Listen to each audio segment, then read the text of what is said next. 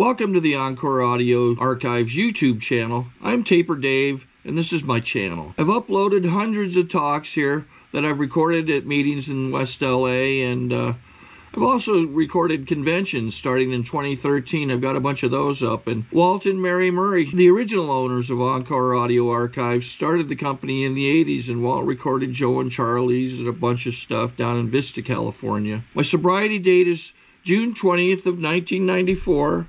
I hope you find something you like, so please like and subscribe to my channel and comment down below. If you want to hear something that I don't have or that you don't see, I'll see that I get it. Anyways, take care and have a great day if you want to. A warm welcome for our main speaker, Jennifer.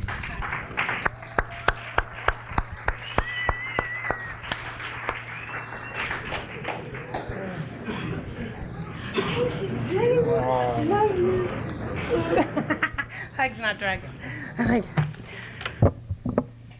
Hi, I'm Jennifer. I'm an alcoholic. And before I start, I'd like to thank Linda for asking me to come out and speak to y'all tonight. And I wore the coat, so I did that.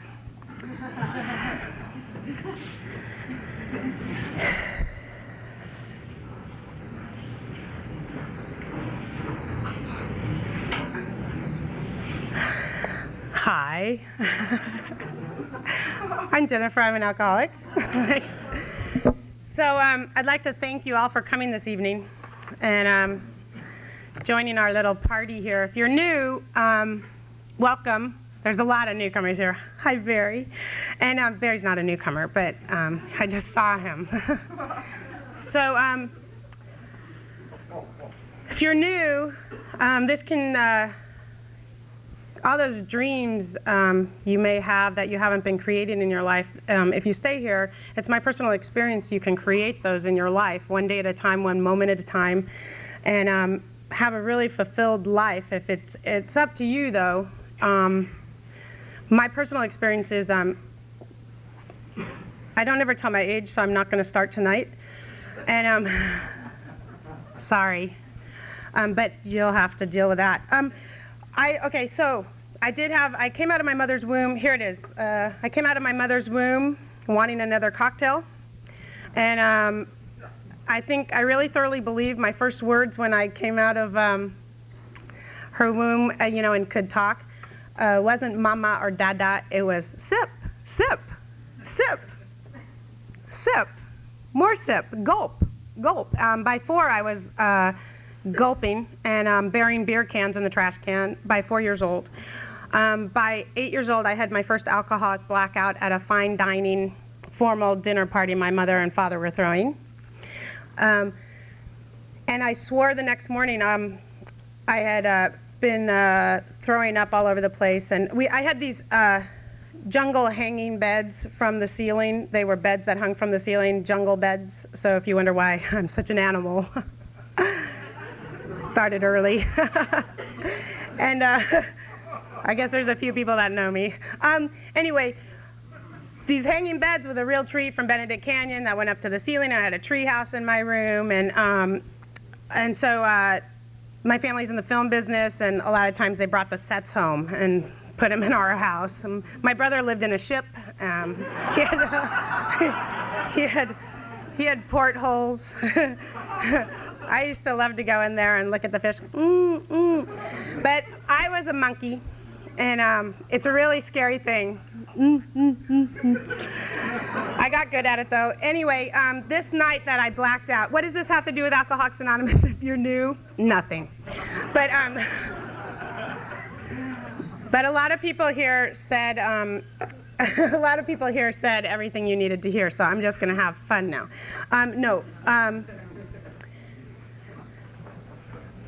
Just so you know how long I'm sober, I'm 19 years, 2 months, and 20 years clean and sober.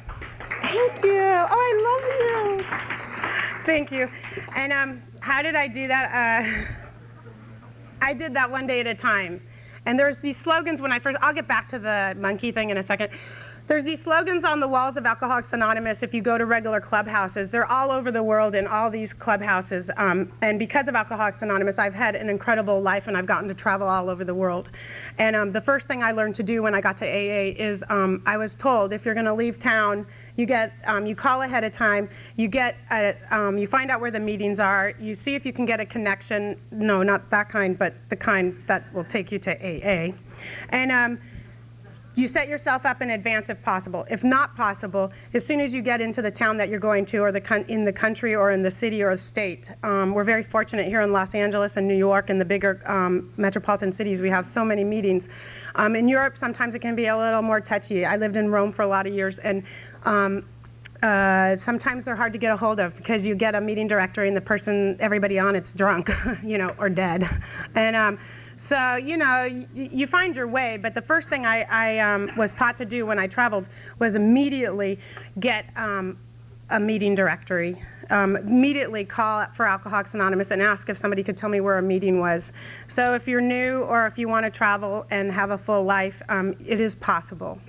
Because a lot of us in this room particularly do get to do that today. And if you're new and you're scared and you think your life is over and you think you're bored and you're never going to get to do anything with your life because you thought like I did, and I thought my whole life was going to be about having the most beautiful cocktail glass that had a hose to it and never emptied, and having the most beautiful cocktail dresses like from the 40s. And even as a young girl, I had long cigarette holders that were inlaid, and it was very important to look good at all times. So the only thing that I worked on was my body, because that was very important. Something happens to you when you get to AA, though, like sugar takes over, and Haagen-Dazs, and I really think it's a waste of time to eat it. You might as well just paste it on your hips and around your abdomen, if you're a guy. You notice, guys come in here, well, girls too, but we all come in here, and if you're like a speed addict like I was, and drugs, Quaaludes, all that fun stuff, you come in very twiggy. Just give it 6 months, And unless you're really well off at the time and can afford a cook and a chauffeur and a trainer, you may chunk out. I personally put on 60 pounds. 60 pounds in my first year. I didn't know a person could get that fat. I wasn't even sure how I did it. I didn't even eat food. It was just every night. It was before microwaves were popular. They had radar ranges, and so I didn't have one because it scared me, the thought of it. And so I had a double boiler thing my mother had given me, and they made me get a job when I got sober, and like a real job, where you go someplace and stay there for 8 hours, and then they send you home and they give you like $1.98 an hour. That was like really depressing. I made more money doing nothing, It's like I made more money looking good and going on dates than I did working. So what was the point of that? Oh, yeah. I had money for an apartment in Santa Monica. It was sort of an apartment. It was missing the bedroom, but I took the doors off of their walk-in closet and put a double bed in it. Sort of came out into the living room. And then I painted it Art Deco. This is in early sobriety. I was sort of tweaking, but I painted it like cloud pink, the baseboard, and then jet black on that special molding thing. I forget what you call that. And then beige going up. Well, it was a nice off-white. It's very important color coordination. And then I moved into it. And I had not a clue what I was supposed to do, but now I was stuck with this job because who was going to pay for the apartment? And so anyway, my mother gave me this double boiler thing and so what I thought you were supposed to do is heat water and put the Haagen-Dazs in it that you got at the 7-Eleven on the way home from the AA meeting where you left very angry because you didn't want to be sober. Well, I don't know about you. I didn't want to be sober. I wasn't one of the lucky ones that came here and said, oh yeah, I live to not take a drink or a pill or, or a fix and learn how to cross my legs. That's really on the top of my list.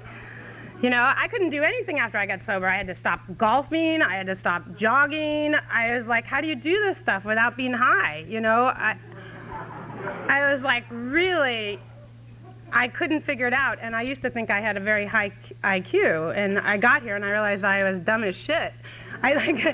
Oh, pardon my French.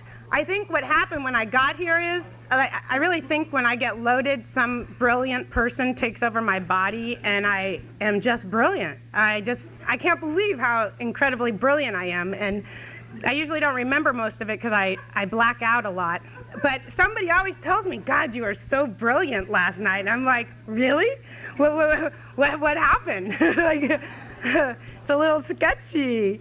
You know, I never remembered anything. So that's why my theory now, I've had 20 years to think about this and 2 months and 19 days to think, you know, I think I just like get possessed when I get loaded. And I think that happens sometimes when I eat sugar. And I had sugar earlier. So I'm feeling good. I think I have like alien blood or something, because when I eat sugar, I sort of tweak, you know, and it's a good thing. It's a good thing if you don't want to be sober.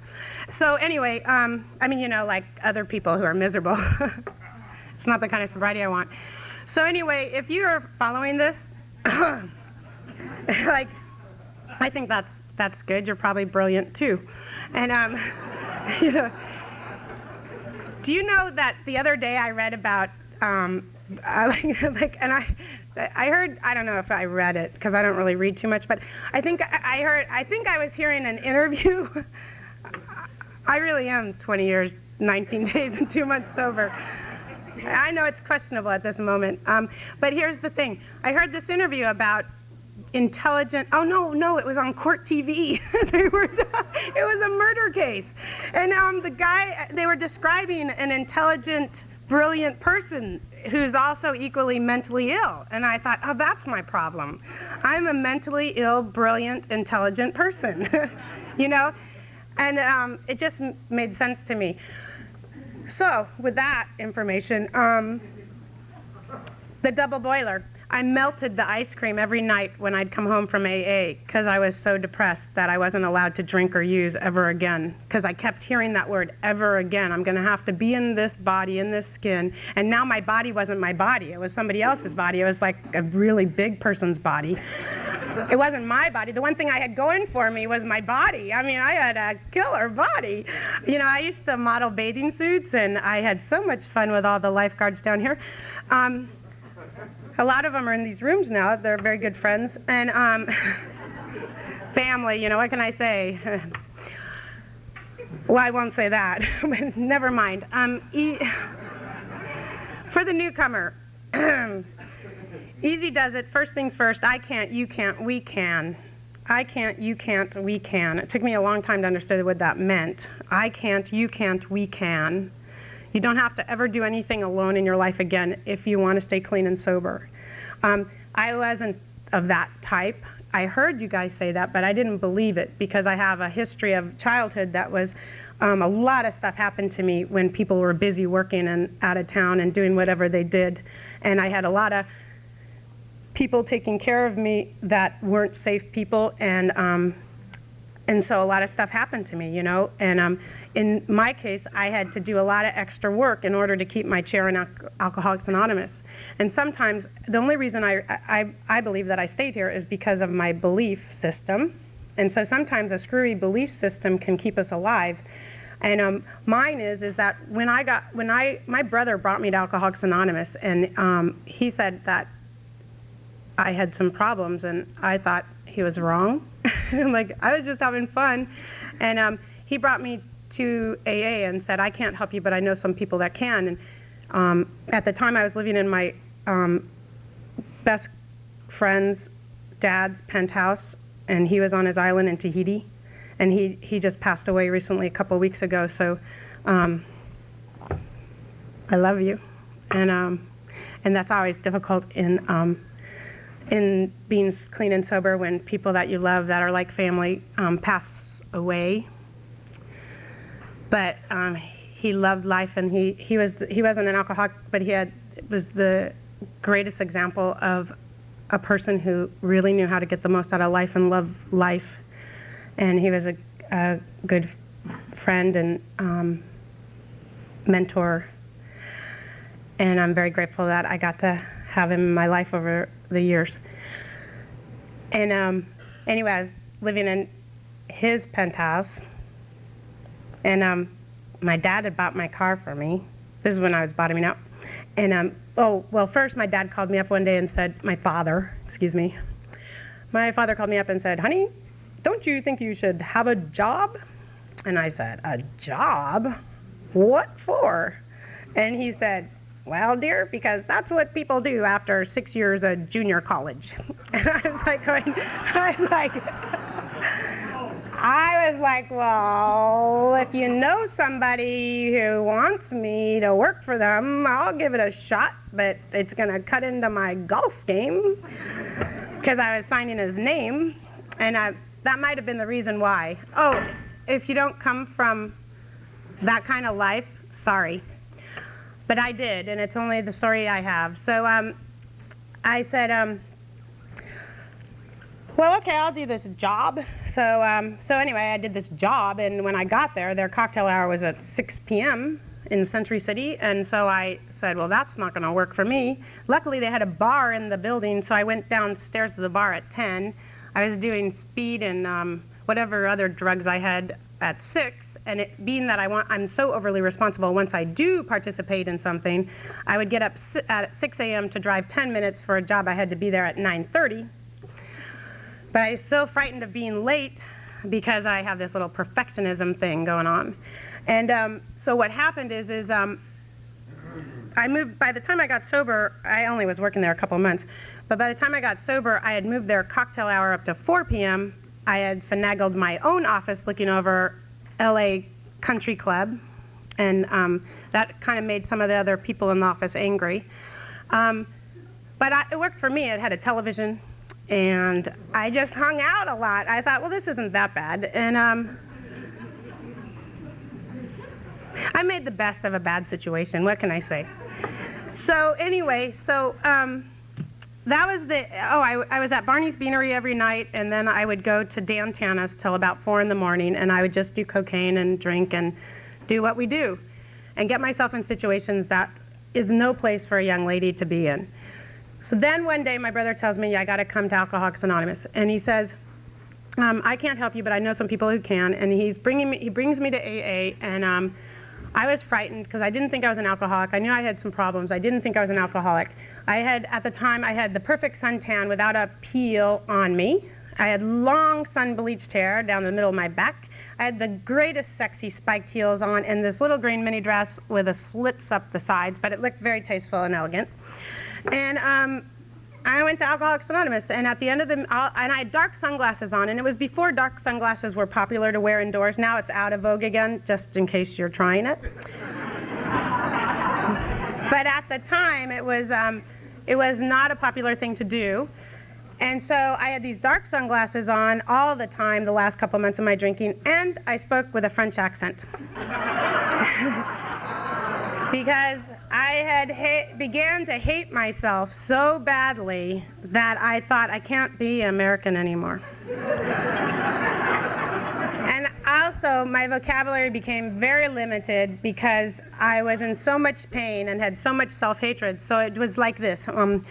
I would sit at these bars everywhere and hello, because my name is Jennifer, and no. Drink, yes, oui, of course. More drink, yes. But it was because I drink and no, I can't talk too much because I don't speak the English. And then somebody would try to speak to me in French, and I'd be like, but I don't speak the French either.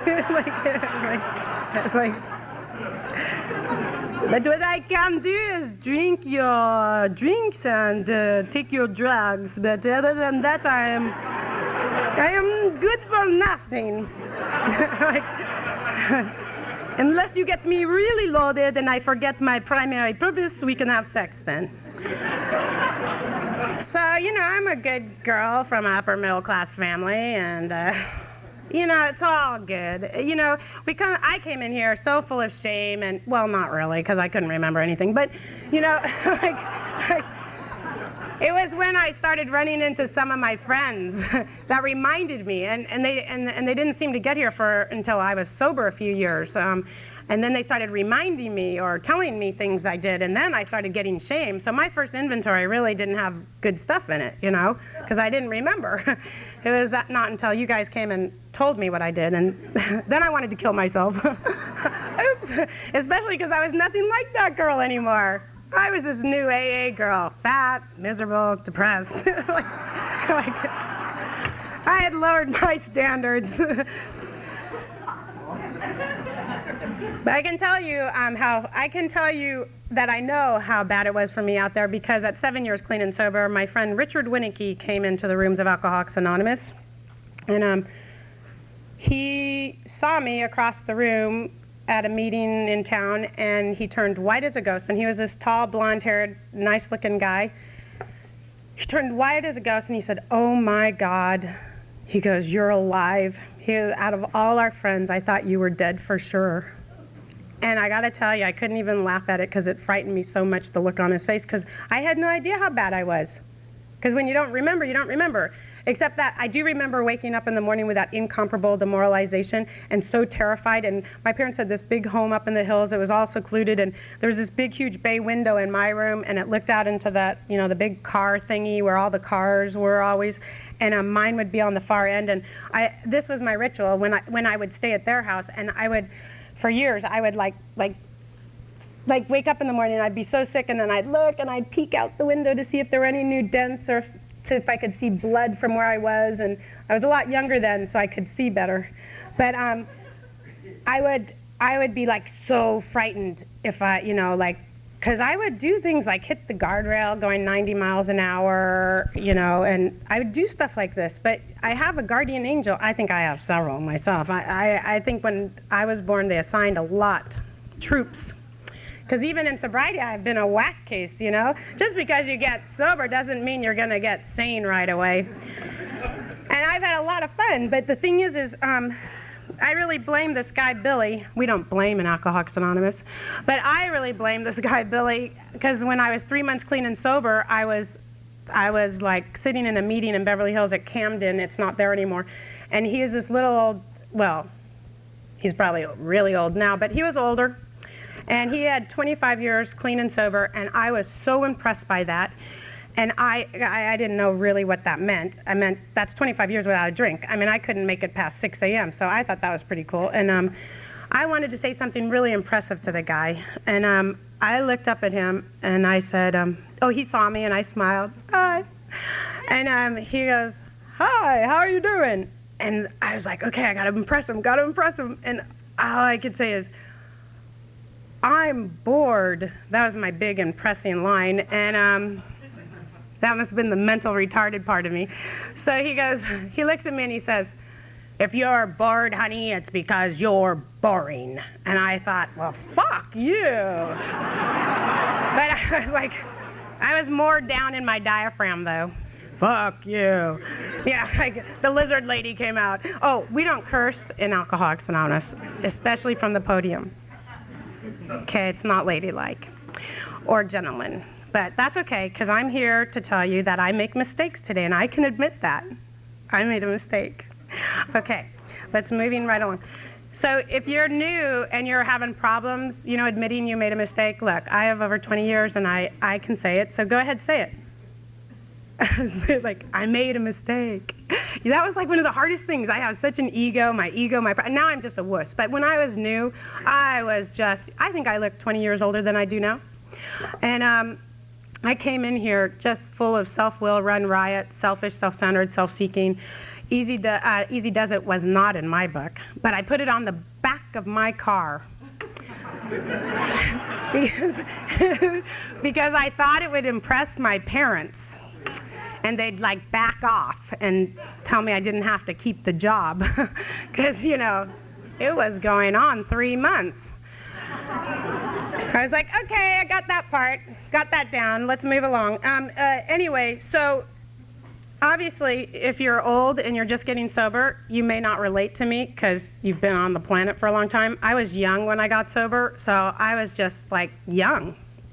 And I just had to learn a lot of stuff in Alcoholics Anonymous, and I've made a lot of interesting choices. I don't want to call them all mistakes because they were just choices. And sometimes you might have suggested to turn left, and every time you suggest to turn left, you can guarantee I'm going to turn right.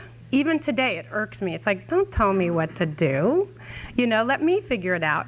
And then if I make this mistake, then you be there when I've made the mistake, and I'll tell you about it, and you go, oh, I'm so glad you learned. You know, don't try to tell me what to do, because I'm going to do the wrong thing then on purpose, even if I know it's the right thing, because that's how I was born. You know, I don't know about you guys, but that's how I was born. I was born to make the wrong choice, because I was. So that's me. So if you want me to do something, tell me the opposite. And all right, so anyway, you get the point. Alcoholics Anonymous is a really amazing program, and you can have a lot of fun here. Let me tell you about some of my fun in sobriety. In the first 10 years, I was pretty just kind of all over the place, living here, New York, Europe, and couldn't make up my mind, was having a little trouble settling down, and was getting engaged a lot. The marriage thing is a little frightening for me, you know, like, but I did get a lot of nice lingerie when I changed the dresses for lingerie. And it's an important thing to do if you're new. Turn the dress, make a deal ahead of time in case you have intimacy issues. Anyway, and then I found out why I was so frightened about life and commitments. I'm still not sure about the commitment thing. It just terrifies me. I'm more guy in that area. I'm just not good with that stuff. But at 10 years clean and sober, they told me my legs were going Novocaine numb for a lot of years, and every time things started to take off in my life, my legs would start going Novocaine numb. And I'll just tell you, I was a big jock and always skier, surfer, runner, jogger, you know. If it had some sport thing in it, I was doing it. And it didn't matter if I knew how to do it or not, I was going to do it, and I was going to do it better than you. I was like that right out of the gate when I was born. And anyway, and Alcoholics Anonymous taught me that I could still have a full life. You know, I thought I was a risk taker. What I came to understand is I was just stupid. You know, I was just dumb. And I had, my legs were going Novocaine numb, and the doctors kept telling me it was psychosomatic. This is being clean and sober in Alcoholics Anonymous and having to feel everything. And the terror of having your legs go Novocaine numb when you live alone and you're not sure what's going on and the doctors are telling you you're crazy is a frightening thing. And I, at 10 years clean and sober, hadn't learned out how to reach out and ask for help yet. And what I started to tell you is, on my very first meeting, there was this man, Michael Moore, and he was 6'7", and he's dead now, just so you know. I'm not breaking his live anonymity. And anyway, he had this huge paw, and remember that cute outfit I was wearing? Anyway, I had the glasses on, and the tears were coming down. They wouldn't stop. I never cried before I got to Alcoholics Anonymous. I spent the next almost 20 years crying. That's not a lot of fun, but you know what? I laughed a lot too. Anyway, the man at the end of the thing, at the end of the meeting, everybody was holding hands for the Lord's Prayer. And this man, Michael, I had the dangly hand. So of course, immediately I'm the victim. Oh, look, even here, I don't have anybody's hand to hold. Everybody else has a hand. This is my head, right?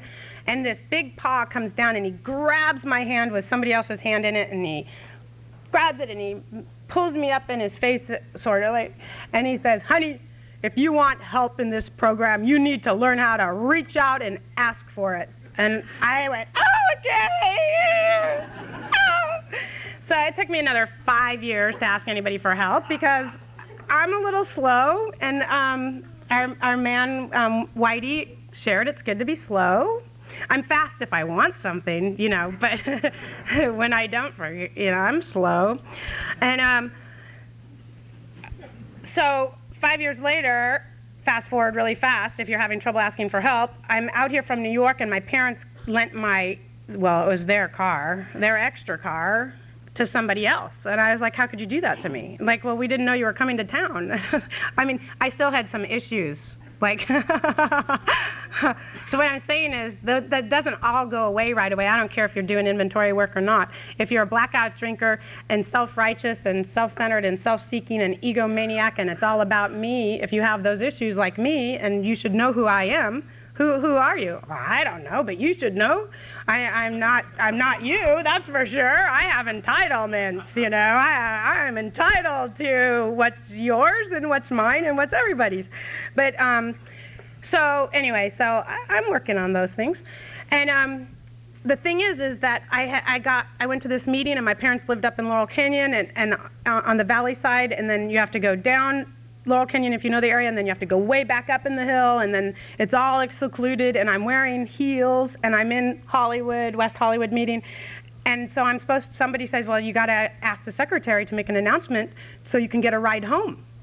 And I said, oh, because that's like asking for help. No, I'm thinking I'll just walk it. You know, I'll just walk it. I'm in a dress and heels. I'll walk over the Hollywood hills.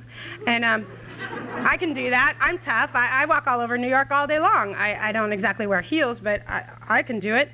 And they're going, no, Jennifer, just go ask the guy.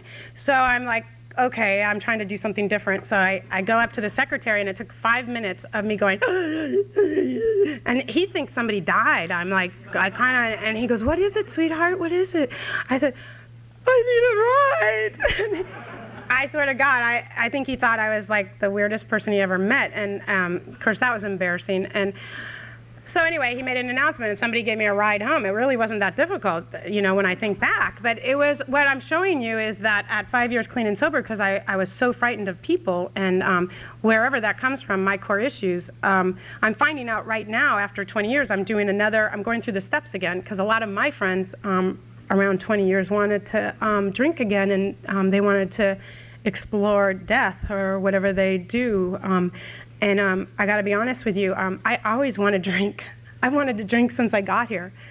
I just don't. And I make the best of it, and I have a really good time. But when they started drinking and dying and stuff, I swear to God, it just scared the living daylights out of me. So I was always taught when I got here, grow or go. And I've been through some rough stuff in Alcoholics Anonymous without taking a pill or a drink to medicate. And one of the things that's gotten me through is, like, you know, some humor, sometimes good humor, sometimes bad humor. I try to keep it positive and uplifting and building my spirit, building your spirit. But I'm not always great at it, but I do my best. If it wasn't for my sense of humor and the family I come from, you know, we're like the Brady Bunch and Ozzie and Harriet on like some occasional bad acid trips. And they're like the greatest people in the world, but God forbid you catch them on a Tuesday at the wrong hour, you know? It's like, who are you? Where'd you come from, you know? I think my whole family gets a little possessed at times. But you know what? That's what makes us who we are, you know? So I wouldn't give them up for anything. They scare me sometimes, but I love them. And anyway, I decided, they told me when I got here, grow or go, so I decided I wanted to stay maybe a little longer. And right after my 20th birthday, I asked this gay man who goes to my home group, it's in a house on Tuesday nights, to please take me through the steps of Alcoholics Anonymous again. And it was like the scariest thing I have done, because he's like the scariest step Nazi. I mean, he's only been here 11 years and he knows how to talk about him better than me. I don't know how to talk about him, but what I do know how to do is not pick up a drink or a drug no matter what, and come to a meeting of Alcoholics Anonymous and share or die. That was my basic rules, because see, I was too frightened to put anything on paper, because even though I come from like, my family's not mafia, but I always think of them as like show business mafia, you know? It's like, don't tell anybody that, don't tell anybody that. What, that I went to the gas station? What, like, why I can't tell anybody that? Why? Who was at the gas station, you know? It's like, you know, I mean, everybody is so paranoid. It's like, don't scream, the neighbors will hear. What neighbors? You know, we don't have neighbors.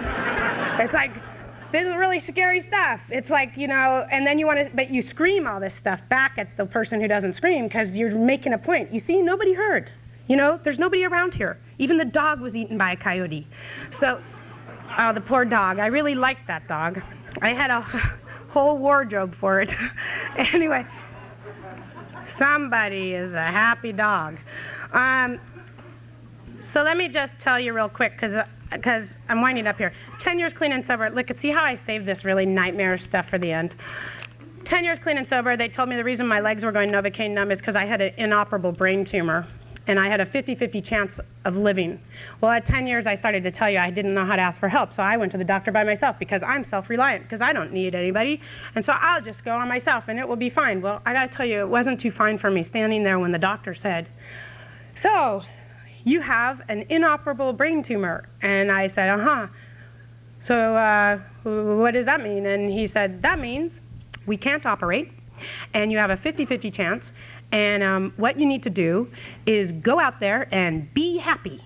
I was like, excuse me?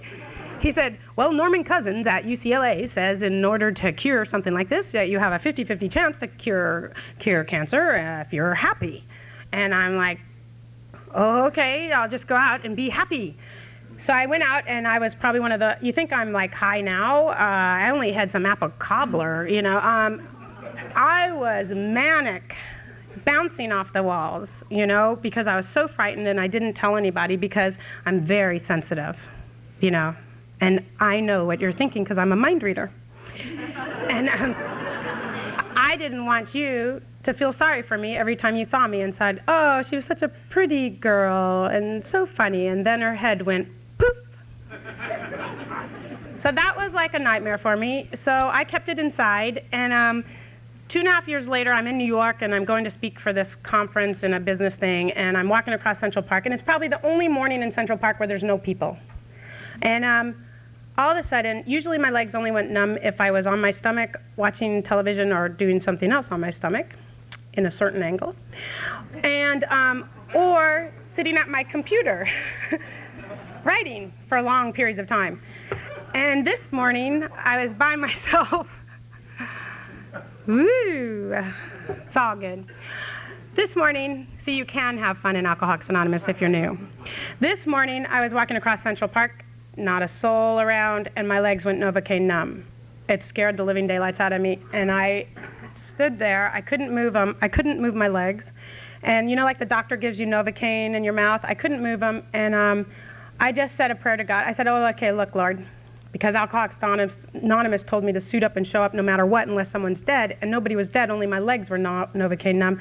So I said, look, God, you give me back the feeling in my legs, and I promise you I'll start seeing doctors again. Because after he told me that, I just said, I'm not seeing doctors anymore. And I said, I promise when I get back to LA, I'll start searching and seeking again. And I said, just let me go and show up for my commitment. It was like a 2-day speaker thing I had to do. And I mean, I had the honor of doing. And see how I caught myself there? It's really important what comes out of our mouths. I learned that from Norman Cousins. Anyway, it can make or break my day if I listen to positive things or negative things. I'll just throw that in.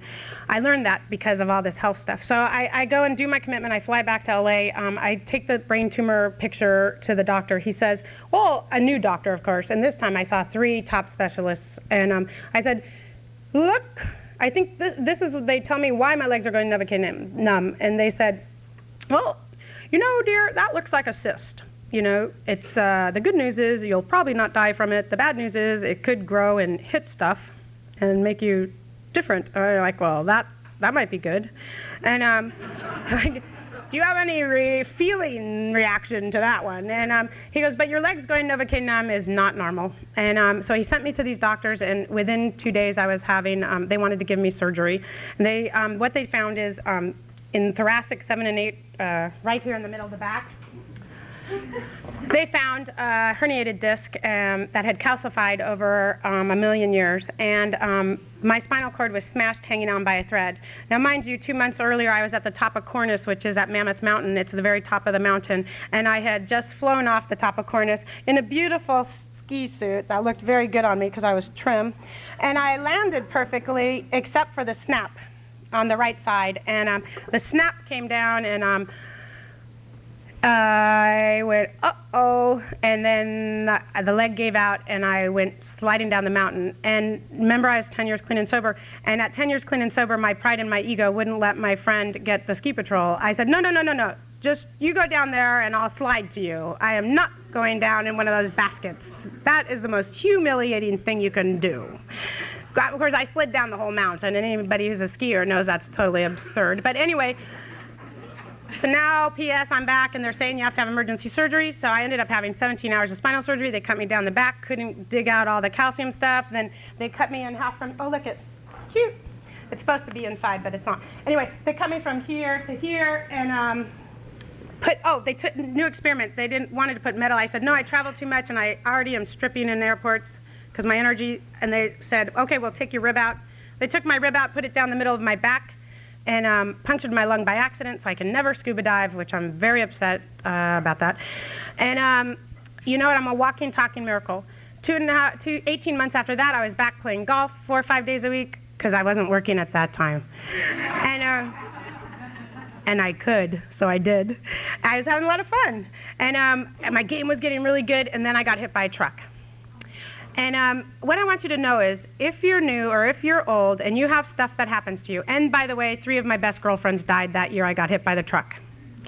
So that put out L4 and 5. The point is that I am alive, I'm clean, I'm sober, I have a really incredibly full life, I have a lot of friends, I have a lot of people that I like today, I have a lot of people that like me, I know who I don't care for, and I didn't ever know that before, and I continue to work on myself, grow or go, I share or die. I'm not always good at sharing the general stuff because I traveled so much and I had such a low trust capacity that it was easier for me to share something really horrible at a podium in a meeting of Alcoholics Anonymous than it was to share it one-on-one because I was too frightened. So, and I also, the times that I did in my early sobriety, pick somebody to share something really important, and it had my family involved, it was the most unsafe person you could have shared with, and the news got back up to the hill to my family, and they didn't talk to me for years, and it wasn't even what I said got back to them. So that didn't help me. But the last thing I want to tell you is the reason I didn't pick up a drink and drug over that or any of the other things is because God came in my car at 3 months clean and sober and said, Jennifer, and back then they only called me Jenny. They said, Jennifer, you ever pick up another drink or a drug, you're dead in 24 hours. And I was like, man, that's not fair. And then I said, well, so does that mean it's considered suicide? And the voice said, yep. I said, well, that's crummy, because he gave me this belief in suicide that if I kill myself, I have to come back and relive this life all over again. And then this time he goes, and you'll have to go to school with Cindy R. again. And Cindy R. was really mean to me. And so I thought, well, that's reason not to drink. So whatever it takes, you have weirdness and idiosyncrasies. If they're keeping you clean and sober, that's all that matters. And I'm just very grateful to Linda and to you guys for allowing me to share my experience, strength, and hope with you guys. Thanks.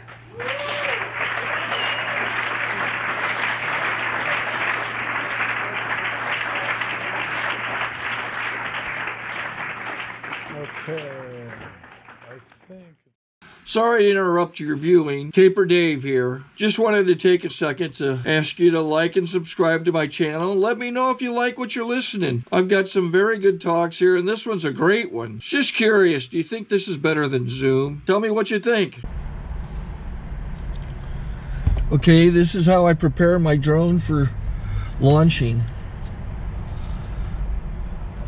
I like to do it inside the cab of my truck so I'm not standing outside in the weather. To install the joysticks for control, up and down, right and left, powered on. I have an Android phone that I use to connect it to the drone with. And it's actually controlled through the iPhone, through an app. Oops, wrong way. It's actually controlled through the iPhone, or through this Android phone, through the app. It's actually controlled through the Android phone, through an app, and you connect it through this short connection right here.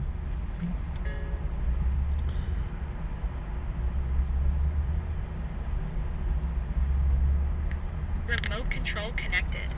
Remote control's connected. So I pull out the drone. I have to extend the legs. Long legs extended first, then the short legs. Remove the gimbal protector. Set that aside, then power it on one short burst and one long burst. I lay it down. So I have to go to calibrate. So the drone's not connected yet. It shows you here as this drone gets disconnected, even though the remote's powered on. So the drone has to establish it's connected. So I go into the app to calibration mode. First I'll calibrate the remote controller. Start calibration. Out, in, oop, out, in, up, down, and then this little wheel is to control the gimbal. So it's calibrated. Go to gimbal calibration, start calibration, and then it calibrates the gimbal. I don't know if that shows up. The gimbal's moving all over the place. Changes, you can see it on the video. And I'm calibrated to take off. It's acquired 7 satellites at the moment. There are 26 satellites up in the sky, which it has to acquire before you can take off. So it's connected. It's got enough satellites. This is white. I can go to press this little arrow button, swipe right to take off, and it would start the motors if I slid this to the right. But I'll wait till I get outside. Don't want to do it inside.